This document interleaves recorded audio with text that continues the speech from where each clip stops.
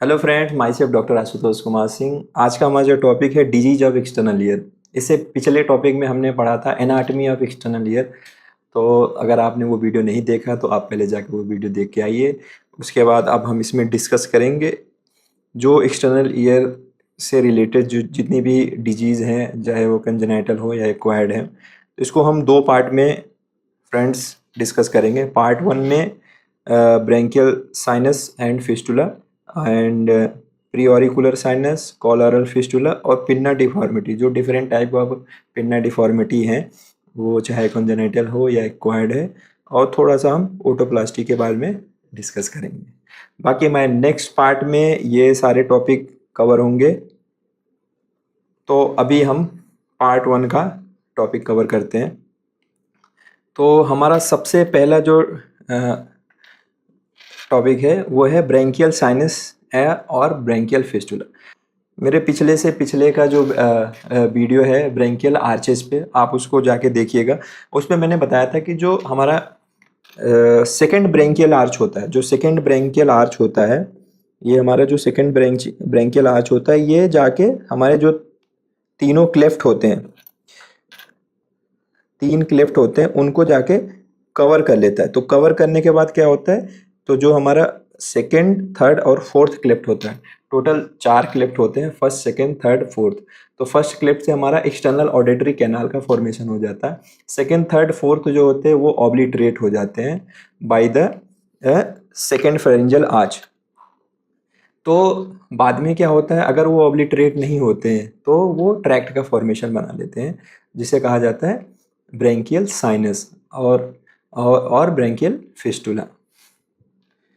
तो इसमें क्या है, जो सेकेंड आर्च होता है वो ग्रो करके नीचे आता है। जो सेकेंड आर्च होता है वो ग्रो करके नीचे आएगा, तो वो क्या करेगा, कवर करेगा सेकेंड, थर्ड, फोर्थ क्लेफ्ट को। मैंने आपको बताया था 6 आर्चेज होते हैं, 4 क्लेफ्ट होते हैं और 5 जो होते हैं पाउच होते हैं। उससे क्या क्या फॉर्म होता है ये हमारे वीडियो में जाके आप देख लीजिएगा। तो उससे क्या होगा कि these clefts get obliterated and later disappears। Normally क्या होता है, ये जो क्लेफ्ट होते हैं डिसअपियर हो जाते हैं। बट अगर sometime these cleft does not disappear then cause the congenital anomalies। तो इससे क्या होगा कि हमारा ब्रेंकियल साइनस या ब्रेंकियल फिस्टुला का फॉर्मेशन होता है, या ब्रेंकियल एब्सेस का फॉर्मेशन होता है। तो ब्रेंकियल साइनस क्या होता है, ब्रेंकियल साइनस जो होता है epithelium lined blind ending tract only one opening. जो साइनस होता है उसकी सिंगल ओपनिंग होती है, उसका जो नेक्स्ट जो एंड होता है वो ब्लाइंड होता है। तो जो ब्रेंकियल साइनस होता है वो मोस्ट कॉमनली किससे डेवलप होता है, सेकेंड क्लेफ्ट से। याद रखना दोस्तों, क्लेफ्ट से, सेकेंड क्लेफ्ट होता है उससे हमारा बनता है। हमारे सेकेंड, थर्ड, फोर्थ जो क्लेफ्ट होते हैं वो नॉर्मली ऑब्लिटरेट हो जाते हैं, लेकिन जो सेकेंड वाला होता है वही हमारा ब्रेंकियल साइनस का फॉर्मेशन करता है। Opening of the branchial sinus is present at the junction of the upper 2/3 and lower 1/3 interior border of sternocleidomastoid. इसकी जो ओपनिंग होती है ये नॉर्मली कहाँ पाया जाता है, जो हमारा स्टेनोक्लीडोमेस्टोइड होता है। अब यहाँ डायग्राम में देखिए, ये हमारा स्टेनोक्लीडोमेस्टोइड हो गया, मसल हो गई। तो यहाँ पे जो होता है ये आपका अपर 2/3 और लोअर 1/3 के जंक्शन पे ये हमारा मोस्ट कॉमनली यही पोजीशन होती है, इंटीरियर बॉर्डर ऑफ द स्टेनोक्लीडोमेस्टोइड। तो जो ब्रेंकियल साइनस या फिस्टुला होता है वो स्टेनोक्लीडोमेस्टोइड के इंटीरियर पार्ट पे डेवलप होता है। In this sinus epithelium gets shed off resulting in the formation of abscess. कभी कभी क्या होता है, इसमें जो एपिथेलियम होती है वो जो होती है इन्फेक्टेड हो जाती है, तो उससे क्या होता है, एब्सेस का फॉर्मेशन हो जाता है। अब नेक्स्ट पॉइंट क्या है, ब्रेंकियल फिस्टुला। ब्रेंकियल, देखो ब्रेंकियल साइनस में सिंगल ओपनिंग होती है, जो नेक्स्ट पार्ट, जो नेक्स्ट एंड होता है, जो अदर एंड होता है वो ब्लाइंड होता है। बट ये फिस्टुला में क्या होता है, 2 ओपनिंग होती है, एक एक्सटर्नल ओपनिंग होती है, एक इंटरनल ओपनिंग होती है। तो it has the 2 opening that connect one cavity to another cavity. तो external opening present at the junction of upper 2/3 and lower 1/3 of same as the जैसा हमने देखा कि ब्रेंकियल साइनस था, उसका भी जो पोजीशन था सेम वही ब्रेंकियल फिस्टुला का भी वही पोजीशन है, एंटीरियर बॉर्डर ऑफ द स्टेनोक्लीडोमास्टोइड। अब इसकी तो एक्सटर्नल ओपनिंग तो यहाँ पे हो गई। अब इंटरनल ओपनिंग क्या होती है, जो मोस्ट कॉमनली देखा गया है पोस्टीरियर टॉन्सिलर पिलर में या टॉन्सिलर फोसा में, जो मोस्ट कॉमन इंटरनल ओपनिंग होती है यहाँ पे होती है। कभी कभी ये और भी जगह पे खुलता है, जैसे हाइपोफेरिक्स में पायरिफॉर्म फोसा में भी जाके इसकी ओपनिंग होती है, तो वो बट इतना मोस्ट कॉमन नहीं होता है। जो मोस्ट कॉमन होता है टॉन्सिलर फोसा में इसकी ओपनिंग होती है। ये भी जो होता है मोस्ट कॉमनली डेवलप होता है सेकेंड क्लेफ्ट से, ये भी सेकेंड क्लेफ्ट से होता है। ये देखिए दोस्तों, ये ब्रेंकियल सिस्ट का फॉर्मेशन हुआ, इसमें कोई भी साइनस या ओपनिंग नहीं दिख रही है, तो ये ब्रेंकियल सिस्ट का फॉर्मेशन है। यही सिस्ट जो है एब्सेस का फॉर्म बना लेता है, साइनस का फॉर्म बना लेता है, फिस्टुला का फॉर्मेशन बना लेता है। अब इसको डायग्नोज कैसे किया जाता है? नॉर्मली तो ये क्लिनिकली डायग्नोज्ड होता है, अपने पोजीशन और ओपनिंग और हिस्ट्री के हिसाब से। हिस्ट्री से हमें पता चल जाता है कि ये कब से है, बचपन से है। तो बाकी हम इसमें साइनोग्राम, जो साइनस ट्रैक्ट होता है उसका हम उसमें डाई इंजेक्ट करके उसमें हम उसका एक्सरे निकालते हैं, तो उसे हमें उसके ट्रैक्ट का एक्सटेंट के बारे में पता चलता है कि ट्रैक्ट कहाँ तक फैला हुआ है, तो उससे हमें ड्यूरिंग सर्जरी हमें हेल्प मिलती है। और फिस्टुलोग्राम, अगर साइनस है तो साइनोग्राम, अगर फिस्टुला का फॉर्मेशन है तो फिस्टुलोग्राम। तो ये देखिए दोस्तों, यहाँ पे देखिए एब्सेस का फॉर्मेशन हो गया, ये स्टेनोक्लीडोमास्टोइड मसल हो गई आपकी, इसके ठीक इंटीरियर जंक्शन पे यहाँ पे ये आपका एब्सेस का फॉर्मेशन हो गया। अब देखिए दोस्तों, यहाँ पे डाई डाल के उन्होंने एक्सरे लिया है, तो ये जो है डाई, ये ट्रैक्ट आपको दिख रहा है, ये ट्रैक्ट ये बताता है कि कहाँ तक इसका एक्सटेंट है।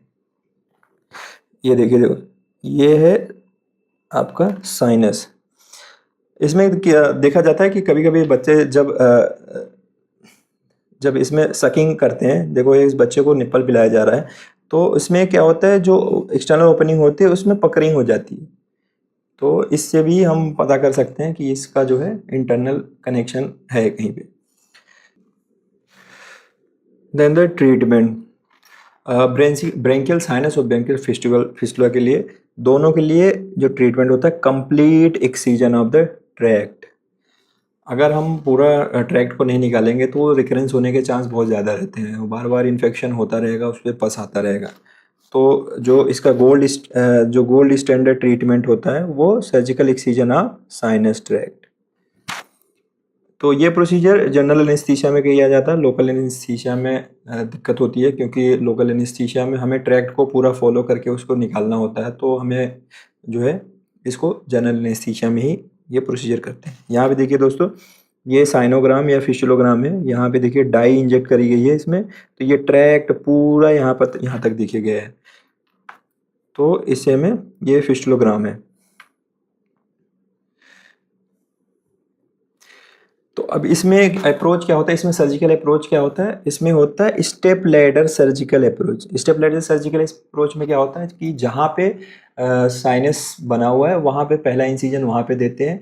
अगर ट्रैक्ट छोटा है तो सिंगल इंसीजन से ही हम उसको डाइसेक्ट करके उसको निकाल देते हैं, लेकिन अगर ट्रैक्ट काफ़ी लंबा है तो उसमें हम मल्टीपल पैरेलल जो होता है इंसीजन देते हैं, जिससे हमें ट्रैक्ट आसानी से विजुलाइज हो और उसको प्रॉपरली हम उसको पूरा का पूरा निकाल सकें। तो जो भी फिस्टुला, साइनस या सिस्ट का एक्सीजन होता है उसमें स्टेप लैडर इंसीजन हम अप्रोच फॉलो करते हैं हम। तो स्टेप लैडर इंसीजन टेक्निक क्या होती है, इसमें multiple small incision along the tract for better exposure. तो यहाँ पे देखिए, जैसे इन्होंने पहला तो यहाँ पे दिया हुआ है, उसके बाद अगर ट्रैक काफ़ी लंबा है तो एक इंसीजन यहाँ पे, एक इंसीजन यहाँ पे, एक इंसीजन यहाँ पे हम दे के उसको डाइसेक्ट करते हुए पूरा ट्रैक्ट को फॉलो करते हैं। और सर्जरी से पहले हम क्या करते हैं, इंजेक्ट करते हैं डाई, जो मिथाइलिन ब्लू होता है, उससे क्या होता है हमें उसके ट्रैक्ट के बारे में हेल्प मिलती है कि हाँ ये ट्रैक्ट कहाँ तक गया है, तो सर्जरी में थोड़ी सी हमें हेल्प मिल जाती है। कभी कभी क्या होती है, इंटरनल ओपनिंग को प्रॉपरली निकालने के लिए आजकल न्यूअर अप्रोच आया है, एंडोस्कोपिक असिस्टेड एक्सीजन। एंडोस्कोप जो होता है इंटरनल ओपनिंग को देखने के लिए, एंडोस्कोप का हम यूज करते हैं। Require careful dissection, as a track the may pass close to important structure. कभी कभी क्या होता है, ये ट्रैक जो होता है हमारे नेक में जो कैरोटिड सीथ होती है, ग्लोसोफेरेंजियल नर्व होती है, वेगस नर्व होती है या कैरोटिड आर्टरी, इनके बीच से होते हुए जाती है। तो हमें क्या होता है, डाइसेक्शन में कभी काफ़ी जो है डिफ़िकल्टीज होती है। तो ऐसे में हमें बहुत ही केयरफुली डाइसेक्शन करना होता है। The track is followed from the external opening up to the its termination. हमें एक्सटर्नल से लेकर के जहाँ तक उसका टर्मिनेशन है वहाँ तक उसको फॉलो करना है। कभी कभी क्या होता है, जो इंटरनल ओपनिंग होती है वो टॉन्सिलर फोसा में मैंने बताया था, और कभी कभी रेयरली जो होता है पायरिफॉर्म फोसा में भी होता है। तो ये डिपेंड करता है कि कौन से ब्रेंकियल आर्च से उसकी ओरिजिन है। अब ऐसे में क्या होता है कि अगर एक्यूट इन्फेक्शन है, अगर उससे पस आ रहा है, तो हम सबसे पहले मेडिकल ट्रीटमेंट करते हैं सर्जिकल ट्रीटमेंट से पहले। तो उसमें क्या करेंगे, सबसे पहले हम अगर डिस्चार्जिंग पस या साइनस है, सेलुलाइटिस हो रखी है, तो सबसे पहले उसमें एंटीबायोटिक हम देंगे, और उसका जो है कल्चर सेंसिटिव करा के, मेनली जो होता है स्टेप्टोकोकस और स्टेफाइलोकोकस का ऑर्गेनिज्म होता है, तो उसके अकॉर्डिंग हम एंटीबायोटिक स्टार्ट करेंगे। अगर पस का फॉर्मेशन हो गया है, अगर वो पस नहीं निकल पा रहा है, तो हम उसमें क्या करते हैं, इंसिजन और ड्रेनेज करते हैं, उसको कल्चर सेंसिटिविटी के लिए भेज के उसमें एंटीबायोटिक चलाते हैं।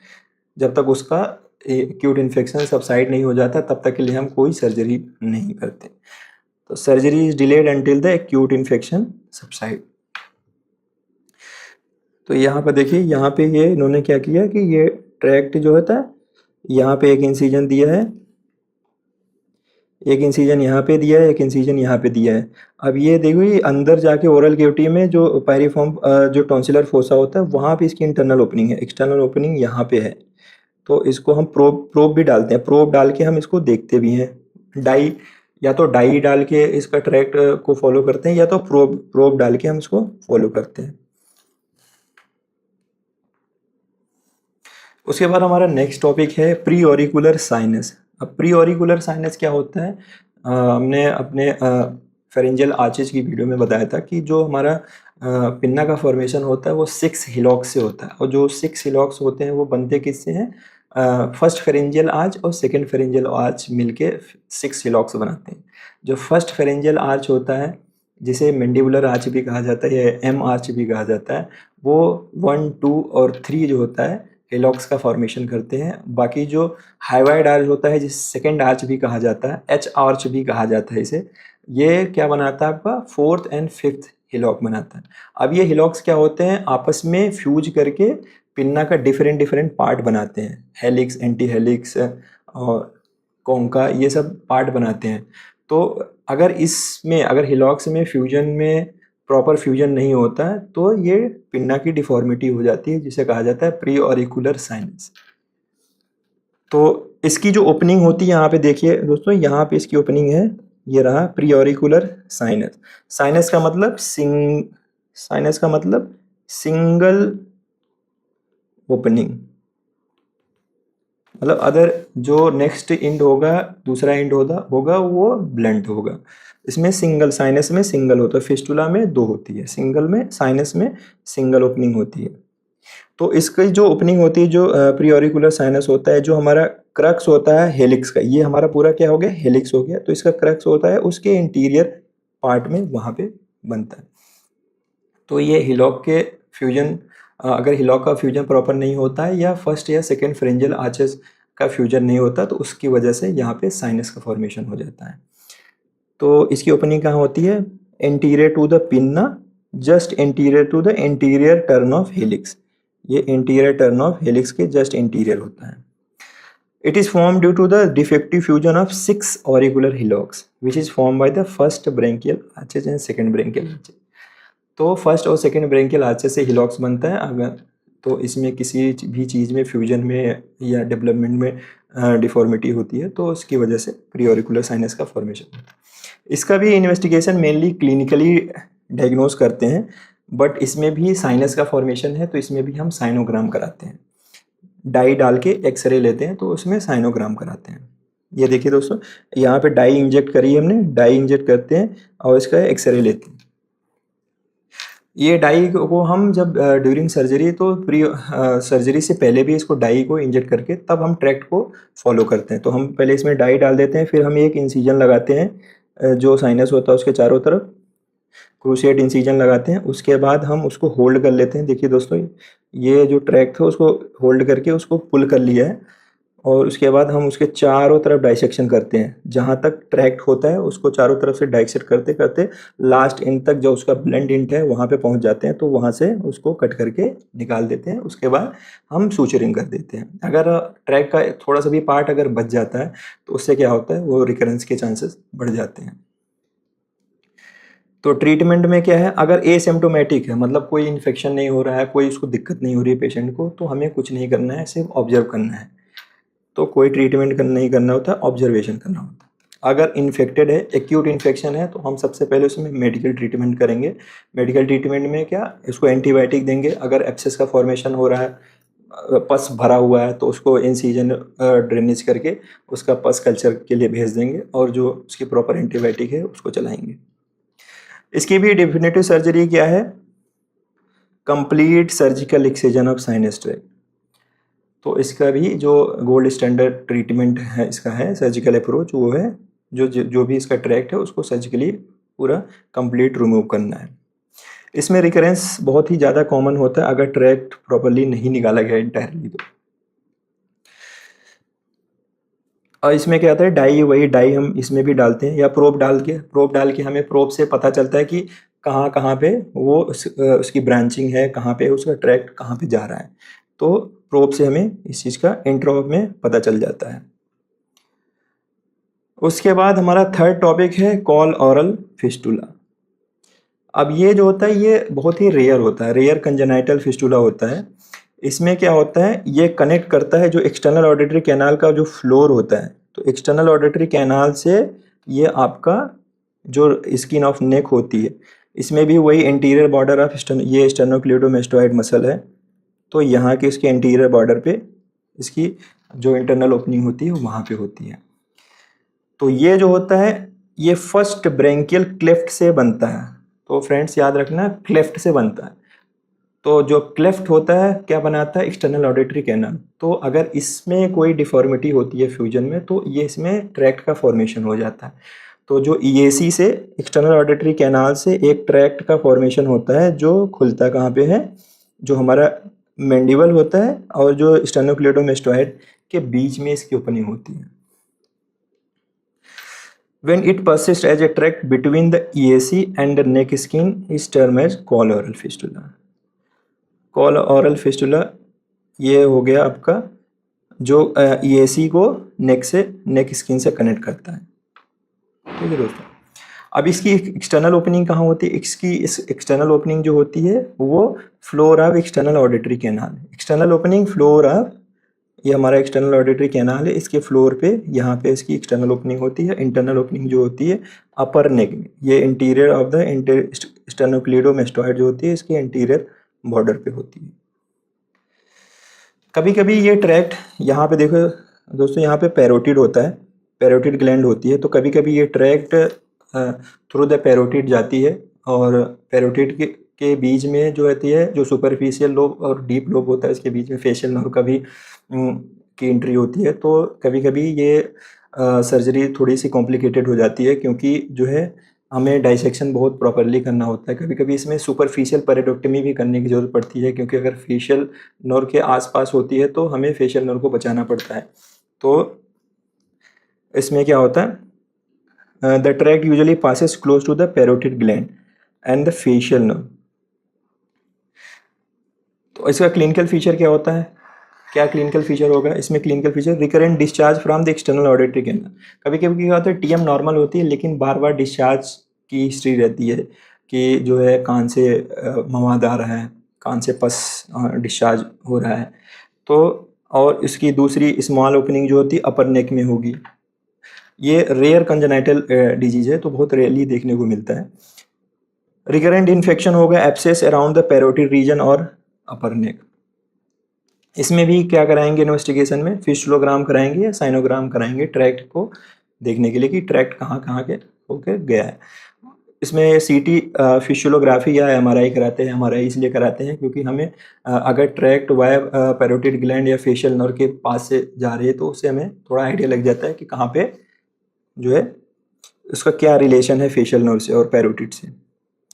इसमें भी डिफिनेटिव ट्रीटमेंट वही है, कंप्लीट सर्जिकल एक्सीजन। जो भी ट्रैक्ट होता है उसको पूरा का पूरा ही निकालना होता है। बाकी जो है अगर उसमें हमने अगर थोड़ा सा भी पार्ट उसका बच जाता है तो वो रिकरेंस कॉज कर सकता है। ये भी अंडर जनरल एनेस्थीसिया में होता है, जीए में ये केस होता है। कभी कभी हमें जो है सुपरफिशियल पेरिडोक्टमी भी करनी पड़ती है फेशियल नर्व को बचाने के लिए। और सर्जरी से पहले हम डाई इंजेक्ट करते हैं या प्रोबिंग करते हैं, used in intraoperative track trace the track. जो हमारा ट्रैक्ट है उसको ट्रेस करने के लिए उसमें या तो डाई इंजेक्ट कर देते हैं या तो प्रोबिंग करते हैं। फोर्थ हमारा जो ऑप्शन जो फोर्थ टॉपिक है वो है पिन्ना डिफॉर्मिटी या ऑरिकुलर डिफॉर्मिटी। अब जो हमारा पिन्ना है इसके हेलिक्स, एंटी हेलिक्स या लोब्यूल्स और ट्रैगस, एंटी ट्रैगस, ये सब जो होता है क्या होते हैं, अगर ये या तो कंजेनाइटल डिफॉर्मिटी हो सकती है या एक्वायर्ड। कंजेनाइटल या तो बचपन से है उसको, या तो एक्वायर्ड कोई ट्रॉमा हो जाए उसकी वजह से, या केमिकल इंजरी हो जाए उसकी वजह से कभी कभी क्या होता है पिन्ना का शेप में चेंजेज आ जाते हैं। तो इसमें क्या होता है affecting it's size, shape, position and structure.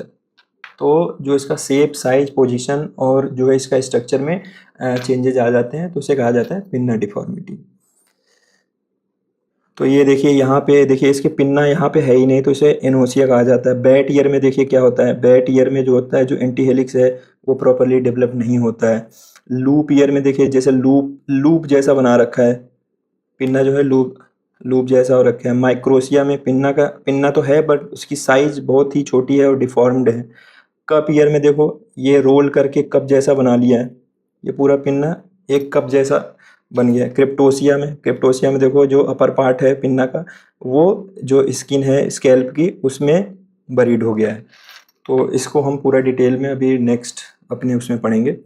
तो क्लासिफिकेशन ऑफ पिन्ना डिफॉर्मिटी क्या है, तो कंजेनाइटल डिफॉर्मिटी कैसे हो सकती है, जो पिन्ना का फॉर्मेशन होता है वो हिलॉक्स से होता है और हिलॉक्स का फॉर्मेशन जो होता है वो फर्स्ट फ्रेंजियल आर्चेज और सेकंड फ्रेंजियल आर्चेज से होता है। तो अगर इन फ्रेंजियल आर्चेज में अगर कोई डिफॉर्मिटी होती है या फ्यूजन में कोई प्रॉब्लम होती है तो उसमें पिन्ना के फॉर्मेशन में प्रॉब्लम आती है। तो हमारा जो फर्स्ट और सेकेंड ब्रेंकियल आर्चेज हैं उसमें अगर डिफेक्टिव डेवलपमेंट होता है, अगर उसका डेवलपमेंट प्रॉपर नहीं हुआ तो हमारा जो पिन्ना का फॉर्मेशन होता है वो भी डिफेक्टिव होता है। तो इसमें माइनर डिफॉर्मिटी क्या होती है, माइनर डिफॉर्मिटी का मतलब यह है कि पिन्ना जो पिन्ना है बस उसमें ही डिफॉर्मिटी है, उसके शेप साइज में डिफॉर्मिटी आ जाती है लेकिन उसकी हियरिंग जो होती है वो नॉर्मल होती है। तो ये माइनर डिफॉर्मिटी होती है। तो माइनर डिफॉर्मिटी में सबसे पहले हम बैट ईयर या प्रोमिनेंट ईयर पढ़ेंगे। तो इसको बैट ईयर क्यों कहा जाता है, जैसे बैट होता है तो उसका जो पिन्ना होता है बिल्कुल ही प्रोमिनेंट होता है और आगे की तरफ फॉरवर्डेड होता है। तो इसमें क्या होता है इसका जो एंटी हेलिक्स है वो अंडर डेवलप्ड रह जाता है।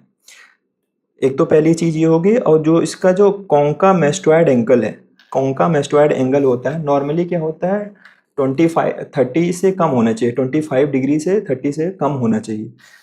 ये जो हमारा देखिए नॉर्मल ईयर है तो ये जो है ये कॉन्का हो गया, ये कॉन्का हो गया। ये मेस्टोइड जो है आपकी बोन होती है, जो कॉन्का के पीछे हमारी मेस्टोइड बोन होती है, तो इसके बीच का जो एंगल होता है नॉर्मली कितना होना चाहिए 25 डिग्री के आसपास होना चाहिए। बट अगर प्रोमिनेंट ईयर है तो देखिए इसमें एंटी हेलिक्स जो है प्रोमिनेंट नहीं है, अंडर डेवलप्ड है। तो इसकी वजह से क्या होता है कि जो हमारा पिन्ना जो होता है और भी फॉरवर्डेड हो जाता है। जो देखिए जो एंटी हेलिकल फोल्ड होता है जो मीडियल साइड में होना चाहिए वो नहीं होता, तो उसकी वजह से क्या होता है गैप ज़्यादा हो जाता है। जो हमारा मेस्टोइड बोन है और जो होता है कॉन्का के बीच में गैप ज़्यादा हो जाता है, तो उसकी वजह से क्या होता है कि पिन्ना फॉरवर्डेड और बाहर की तरफ दिखता है। तो ये मोर देन 30 डिग्री अगर हो जाता है तो उसे प्रोमिनेंट ईयर कहा जाता है। उसके बाद स्पॉक ईयर क्या होता है, इसमें क्या होता है एबनॉर्मल थर्ड क्रस्ट का फॉर्मेशन हो जाता है। जिससे क्या होता है पॉइंटेड ईयर का फॉर्मेशन हो जाता है। अब इसमें देखिए जो हमारे एंटी हेलिक्स होता है इसके दो क्रक्स होते हैं, एक सुपीरियर क्रक्स और एक इन्फीरियर क्रक्स। नॉर्मली तो यही होता है, लेकिन इसमें क्या होता है स्पोक ईयर में एक और स्पाइक बन जाता है, जैसे एक और स्पाइक बन जाता है। तो यहाँ पे ये देखिए ये और ये 3 स्पाइक बन गए हैं, तो इसे एल्फ ईयर भी कहा जाता है। तो जिससे ये क्या होता है जो एंटी हेलिक्स का अपर पार्ट होता है ये और प्रोमिनेंट हो जाता है और ऊपर चला जाता है। जो एल्फ के कान होते हैं, अपने मूवी में देखे होंगे, एल्फ के कान जो होते हैं थोड़ा सा पॉइंटेड हो जाते हैं। उसके बाद कॉन्स्ट्रिक्टेड ईयर क्या होता है, कप ईयर या लूप ईयर, इसे क्या कहा जाता है। इसमें क्या होता है कि जो हेलिकल होता है, जो हेलिक्स होता है, जो आपका हेलिक्स वाला पोर्शन होता है ये टाइट हो जाता है और फोल्डेड हो जाता है, अपने ऊपर ये फोल्डेड हो जाता है। तो उससे क्या होता है एक कप जैसा, तो ये काफ़ी टाइट हो गया जिसे कॉन्स्ट्रिक्टेड हो गया और जो है फोल्ड हो जाता है। तो ये जो हेलिक्स होता है छोटा हो जाता है और जो होता है अपने और क्या होता है फोल्ड हो जाता है, तो वो कप जैसा शेप बना लेता है। तो इसे कहा जाता है कॉन्स्ट्रिक्टेड ईयर। कॉन्स्ट्रिक्टेड ईयर मतलब टाइट होके छोटा हो गया है, तो उससे क्या होता है कप जैसा शेप आने लगता है, तो ये छोटा हो जाता है, तो कप जैसा अपीयरेंस आने लगता है, तो इसे कहा जाता है लूप ईयर या कप ईयर। उसके बाद आता है क्रिप्टोसिया। अब क्रिप्टोसिया में क्या होता है, जो जो हेलिक्स का अपर पार्ट है, ये देखिए जो हमारी स्किन है स्कैल्प की स्किन, उसके अंदर जाके चला गया है। तो जो अपर पोल होता है ऑरिकल का, वो अंदर स्कैल्प स्किन के बरीड हो जाता है, तो इसे क्रिप्टोसिया कहा जाता है। नेक्स्ट क्या है, मैक्रोसिया। अगर पिन्ना का कोई भी कार्टिलेज या कोई भी पार्ट अगर ज़्यादा इनलार्ज हो जाए तो उससे क्या होता है, उसे कान जो हमारा पिन्ना होता है इनलार्ज हो जाता है। तो इसमें देखिए ये हेलिक्स हो गया, ये एंटी हेलिक्स, इसके बीच का गैप देखो बढ़ गया, तो यहाँ का जो कार्टिलेज है वो काफ़ी ज़्यादा डेवलप हो गया है, तो एबनॉर्मली लार्ज पिन्ना का फॉर्मेशन हो जाता है। अब ये सर्जरी के बाद देखो इसको जो इसमें क्या करते हैं, या तो सूचरिंग टेक्निक से या तो जो है हम जो एक्स्ट्रा कार्टिलेज है उसको कट करके हम पिन्ना को इसको जो है सही करते हैं। ये आफ्टर सर्जरी है, बिफोर सर्जरी। उसके बाद पॉलिसिया क्या होता है, पॉलिसिया में accessory auricles, extra pinna like structure. देखो ये नॉर्मली ये पिन्ना है, लेकिन इसके सामने ही एक एसेसरी पिन्ना का फॉर्मेशन हो गया है जो अंडर डेवलप्ड है, और जो है लेकिन जो है एक्स्ट्रा, जैसे कोई एक्स्ट्रा पिन्ना का फॉर्मेशन हो रखा है, तो ये आपका जो है इसे कहा जाता है पॉलिसिया। प्री ऑरिकुलर टैक्स साइनस हमने बता ही दिया था। प्री ऑरिकुलर टैक्स क्या होता है, ये स्किन या कार्टिलेज का रेमिनेंट होता है, ये जो होता है स्किन या कार्टिलेज का रेमिनेंट होता है, तो ये जो होता है पिन्ना के एंटीरियरली फॉर्म होता है। अब इन सब का मैनेजमेंट क्या हो गया, अब इन सब का जो कंजेनाइटल एबनॉर्मेलिटी है इन सब का मैनेजमेंट नॉन सर्जिकल में क्या होता है, अगर अर्ली इन्फेंसी है, अगर 1 साल से कम का बच्चा है तो उसमें क्या करते हैं ईयर मोल्डिंग करते हैं, एक स्प्लिंट लगाते हैं। उसमें स्प्लिंट इसलिए लगाते हैं क्योंकि जो छोटा बच्चा होता है 1 साल से कम का, उसमें जो होता है उसका जो कार्टिलेज होता है काफ़ी सॉफ्ट होता है और अपना शेप चेंज कर सकता है। तो उसमें क्या होता है due to the maternal estrogen की वजह से। तो when first 6 weeks of the life,